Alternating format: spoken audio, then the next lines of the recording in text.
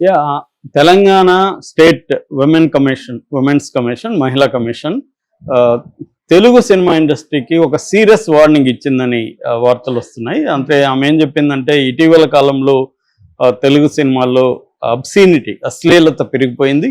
దీనివల్ల మహిళల పట్ల సమాజంలో చిన్న చూపు వచ్చే అవకాశం ఉంది. సో ఇది సినిమా అనేది విపరీతంగా ఇన్ఫ్లుయెన్స్ చేస్తుంది కాబట్టి ముఖ్యంగా యూత్ని.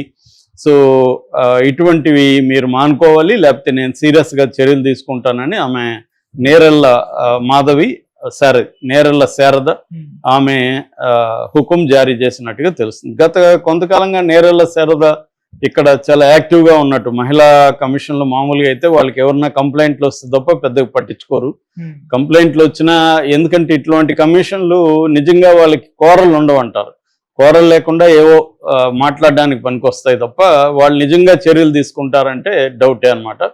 సో కానీ ఈమె సీరియస్గా చాలా విషయాల్లో స్పందిస్తున్నది. సో ఇప్పుడు ఈమె చెప్పిన దానికి సంబంధించి ఈమె అసలు ఎందుకు చెప్పింది అనేది ఫస్ట్ విషయం. ఎందుకు చెప్పిందంటే గత కొంతకాలంగా ముఖ్యంగా పుష్ప 1 నుంచి మనకి స్టార్ట్ అయింది. ఆ తర్వాత పుష్ప 2లో కూడా ఫీలింగ్ సాంగ్ మీద చాలా వ్యతిరేకత వచ్చింది. ముఖ్యంగా సుకుమార్ సినిమాలో ఇలాంటిది పెట్టడం అనేది వ్యతిరేకత వచ్చింది. అట్లాగే బాలయ్య డాకు మహారాజ్ పాట, ఆయన చాలా ఘోరంగా ఒక అమ్మాయిని అక్కడ వెనక నుంచి కొట్టుతా ఉండడం, దాన్నే మళ్ళీ స్టేజ్ మీద కూడా చేయడం, ఇదంతా కూడా డాకు మహారాజ్ మీద కూడా తీవ్ర దెబ్బడి సాంగ్, దాని తీవ్ర వ్యతిరేకత వచ్చింది. అట్లాగే లేటెస్ట్గా అదిదా సర్ప్రైజ్ అనే మన ఒక పాట రాబిన్ హుడ్ నితిన్ శ్రీలీల, ఆ సినిమాలో సాంగ్ కూడా చాలా వ్యతిరేకత. ఈవెన్ నెటిజన్స్ కూడా చాలా విమర్శించారు దాన్ని. శేఖర్ మాస్టరు చాలా ఘోరంగా తయారవుతున్నాడు ఈ మధ్య అని శేఖర్ మాస్టర్ మీద కూడా అన్నారు. రవితేజ మిస్టర్ బచ్చన్లో ఒక అమ్మాయి వెనక జోబీ బిట్టించి దాని కోసం కావాలని అక్కడ చేయిలో జోబి ఇవన్నీ చేశాడు. సో ఇవి చాలా తీవ్ర వ్యతిరేకత వచ్చింది, జనాల్లో కూడా వచ్చింది. దాన్నే ఈమె రిఫ్లెక్ట్ చేసింది. అయితే ఇక్కడ ఇండస్ట్రీ ఏమి స్పందిస్తూ ఉంది, ప్రజలు ఏమనుకుంటున్నారు, ఈమె ఎందుకంటే ప్రజల అభిప్రాయాన్ని కూడా అడిగింది, దీని మీద మీ అభిప్రాయాలు చెప్పండి అని కూడా అడిగింది. అట్లాగే ఈమెకు లీగల్గా సినిమాలో ఏది ఉండాలి ఏది ఉండకూడదని తేల్చే అధికారం ఈమెకు ఉందా, అంటే ఈమెకంటే ఈ మహిళా కమిషన్కు ఉందా అనేది కూడా ఇప్పుడు చర్చకు వచ్చింది. ఇందులో రకరకాల అంశాలు ఉన్నాయి. ముందుగా మనం సినిమా ఇండస్ట్రీ రిఫ్లెక్షన్ చూస్తాం. సినిమా వాళ్ళు ఏం చెప్తారని ఏమంటే, మేము ఆల్రెడీ సెన్సార్ ఒకటి ఉంది కదా మాకు, సిబిఎఫ్సి అంటే సెంట్రల్ బోర్డ్ ఉంది కదా ఫిల్మ్ ఇది certification. So central board film certification ఉన్నప్పుడు వాళ్ళు మాకు సర్టిఫికేట్ ఇచ్చిన తర్వాత మీకేం హక్కు ఉంటుంది దీని గురించి మాట్లాడడానికి, మీరెవరు మాట్లాడడానికి అనేది ఒక లీగల్ పాయింట్ తీస్తున్నారు.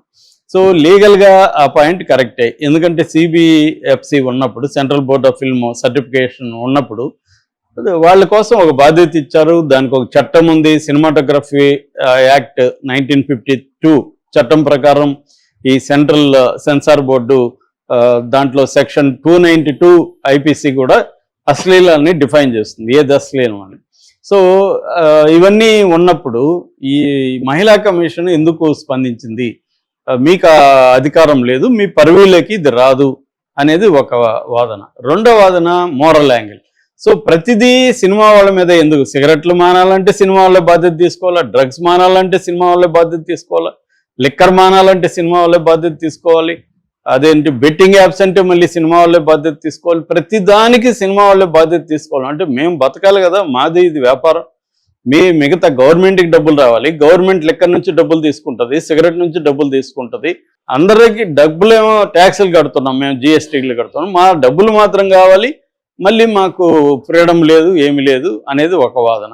రెండో వాదన, ఆల్రెడీ ఫోన్ వచ్చేసి ఉంటే ఇవాళ ఫోన్ తెరిస్తే ఫోన్ వస్తుంది, ఒక పక్క ఓపెన్గా కంప్లీట్ ఫోన్ వస్తే మేమేదో చిన్న జాకెట్ కొంచెం అట్టు ఉన్నామని, లేకపోతే ఏదో వెనక టచ్ అయిందని, ఇది మరీ కామెడీగా ఉండలేదా, అసలు ఎవరికైనా వినడానికైనా ఇది ఏమన్నా మీనింగ్ ఉందా? ఒక పక్క న్యూడ్ అన్నీ వచ్చేసి ఆడ పోర్ని చూస్తుంటే, ఇటు పక్క ఏమో చిన్నవి ఏదన్నా చూపించినా లేకపోతే చిన్న డైలాగ్ చెప్పినా అయ్యే తీసేయండి అని అంటున్నారు. సో మోరల్ అనేది మాకే వర్తిస్తుందా, మరి ఈ పోర్నుని మీరు ఎందుకు ఆపట్లేదు, పోర్ను మీద మీరు ఎందుకు ఉద్యమాలు చేయట్లేదు అనేది వాళ్ళ ప్రశ్న. అది కూడా లాజికల్గా ఉంది. సో ఇది బేసిక్గా వాళ్ళు అడుగుతున్న ప్రశ్నలు. దీనికి సమాధానంగా ఈమెను కానీ లేకపోతే అశ్లీల సోకాల్డ్ సినిమాల్లో అశ్లీల వ్యతిరేకించే వాళ్ళు చెప్పేది ఏంటంటే సినిమా ప్రభావం బలంగా ఉంటుంది. ఒకటి, సినిమా ఓపెన్గా ఉంటుంది. పోర్న్ అనేది రహస్యంగా చూసుకోవాలి. 100 మంది కూర్చొని పోర్న్ చూడరు కదా ఇండియాలో, రహస్యంగా చూసుకునే విషయం కాబట్టి ఎక్కువగా స్ట్రెస్ చేస్తాము, ఎందుకంటే సినిమా అనేది ప్రభావం ఎక్కువ ఉంటుందని చెప్తున్నారు. దానికి మళ్ళీ వాళ్ళు ఏంటంటే సినిమా ఏంటి, ఇవాళ ఓటీటీ యూట్యూబ్లు మిగతా వచ్చేసిన తర్వాత అమ్మాయిలే ఇండిపెండెంట్గా వాళ్ళని ఎవరు ప్రెజర్ చేయట్లేదు, కానీ వాళ్ళే రకరకాల ఎక్స్పోజ్ చేస్తూ రీల్స్ చేసేస్తున్నారు. అవి లక్షల మంది కోట్ల మంది చూస్తున్నారు. సో అలాగా ఎవరో వాళ్ళు ఇవాళ అశ్లీలం అనే దానికి ఒక డెఫినేషన్ లేకుండా పోయింది. వాళ్ళతో పోలిస్తే మా సినిమాలో మేము చేయించేది అంతా, ఎందుకంటే మాకు రిస్ట్రిక్షన్స్ ఉన్నాయి. Central board of film certification ఉంది. సో ఈ సెన్సార్ బోర్డు ఇవన్నీ దాటుకొని మేము రావాలి. వాళ్ళకి అవేమీ లేవు. రీల్స్ పెట్టే వాళ్ళకి ఏముంటుంది, ఏమీ లేవు. వాళ్ళు ఇష్టం వచ్చినట్టు ఇప్పి చూపిస్తున్నారు. మీరు వెళ్ళి ఇన్స్టాలో ఓపెన్ చేయండి, ఎంత ఘోరంగా ఉన్నాయో, ఫేస్బుక్లో చూడండి. సో వాటికంటే మేము పెడుతున్నాం అనేది ఇది ఎడతెగని వివాదాలు.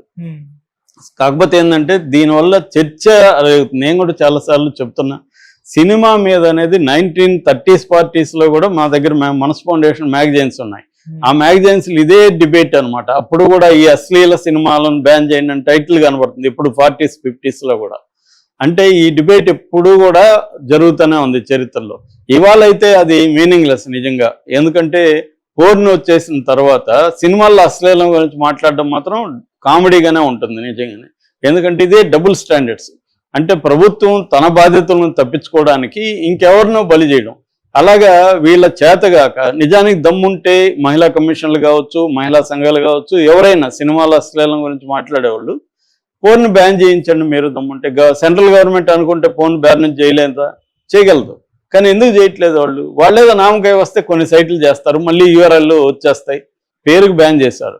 ఎందుకంటే వాడు యూఆర్ఎల్ మార్చేస్తాడు, ఎక్కడ ఉంటాడు. బెట్టింగ్ యాప్లు కూడా అంతే. బెట్టింగ్ యాప్ల్ని ప్రమోట్ చేసే వాళ్ళ మీద యుద్ధాలు చేస్తున్నారు తప్ప బెట్టింగ్ యాప్ల మీద ఎవడు యుద్ధం చేయట్లేదు. సో బెట్టింగ్ యాప్ల మీద యుద్ధం చేయకుండా ప్రమోషన్లో వాళ్ళ మీద పడి ఏడిస్తే వాళ్ళు ఇంకొకరి దగ్గర చేయించుకుంటారు, హాలీవుడ్ వాళ్ళని దింపుతారు రేపు.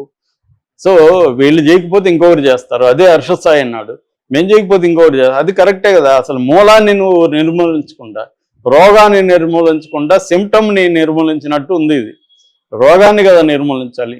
సో ఇది డబుల్ స్టాండర్డ్స్ మన ఇండియన్ దీంట్లోనే ఉంది. బయటేమో లక్షలాది జంతువులను చంపి తింటుంటాం రోజు. సినిమాలో ఏదన్నా ఒక పెట్టబోయినా ఒక కోడి పోతే కూడా దానికి సర్టిఫికేట్ లేకపోతే ఆ సీన్ తీసామంటారు. అదే కోళ్ళు తింటా ఉంటాం రోజు. ఇది డబుల్ స్టాండర్డ్, హిపోక్రసీ బేసిక్గా. సో రెండోది, ఈమెకేమి అధికారం లేదు, ఈమె కాసేపు మాట్లాడాల్సిందే, ఫైనల్గా ఈమె తేల్చేది ఏమి ఉండదు. సో ఆమె చర్చకి దారి తీసే విధంగా ఆమె మాట్లాడింది తప్ప ఆమెకేమీ అధికారం ఉండదు. ఈవెన్ కోర్టులే ఒకసారి సెన్సార్ ఇచ్చేసినాక మేమేం చేయలేమని కోర్టులే చెప్తున్నారు. సో ఇవాళ ఇది నిజానికి ఏదో సినిమా మీద మాత్రమే మాట్లాడితే కొంత పాపులారిటీ కాబట్టి పాపులారిటీ వస్తుందని తప్ప అది నిజానికి పెద్ద అశ్లీలం కాదు. కాకపోతే ఏంటంటే స్త్రీలని ఎలా చూపిస్తున్నారన్న చర్చ మాత్రం ఖచ్చితంగా ఉండాలి. ఎందుకంటే స్త్రీలని ఇప్పుడు దెబ్బడిదిబ్బిళ్ళ సాంగ్లో చాలా స్త్రీ అంటే ఆమెను ఏమన్నా చేయొచ్చు అన్నట్టుగా బాలకృష్ణ ప్రవర్తించడం, బచ్చన్లో కూడా అదే. అటువంటి యాంగిల్ డిస్కస్ చేయడం ఖచ్చితంగా అవసరం. అశ్లీలం అనేది కాకుండా స్త్రీలను ఒక ఆబ్జెక్టిఫై చేసి స్త్రీలను ఏమన్నా చేయొచ్చు, మనం మగవాళ్ళకి స్త్రీల బాడీల మీద సర్వ హక్కులు ఉంటాయి అన్న నార్మలైజేషన్ ఆఫ్ సెక్సువలైజేషన్ అంటారు. దీన్ని ఖచ్చితంగా వ్యతిరేకించాలి. దీనివల్ల ఏమవుతుందంటే మగవాళ్ళకి అందరికీ స్త్రీలు అవైలబుల్, వీళ్ళ మనం ఎక్కడన్నా చేయొచ్చు, ఏమన్నా చేయొచ్చు అన్న ఇది కలుగుతుంది. అది స్త్రీల రక్షణకు చాలా డేంజర్గా మారుతుంది. ఆ యాంగిల్లో ఖచ్చితంగా సినిమాల గురించి చర్చించాలి. అంతే తప్ప అశ్లీలం అనేది వాళ్ళ కామెడీ టాపిక్. ఎందుకంటే ఒక పక్క పోర్ను ఓపెన్ చేయకపోయినా